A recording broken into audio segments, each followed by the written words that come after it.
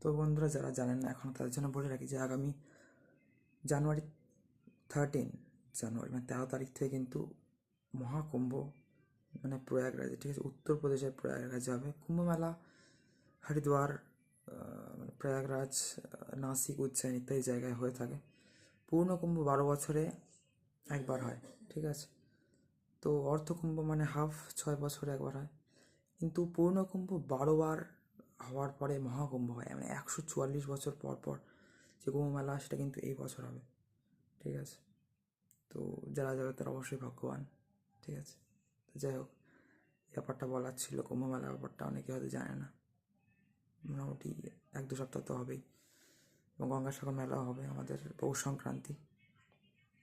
তো অবশ্যই সবাই খুব ভালো থাকবেন। সবাইকে রাধে রাধে, হরে কৃষ্ণ, নিতাই গৌর সীতানাথ প্রেমানন্দে, হরি হরি বল, জয় সিয়ারাম।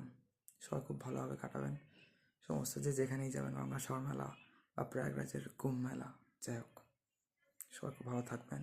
সবাইকে হরে কৃষ্ণ, রাধে রাধে।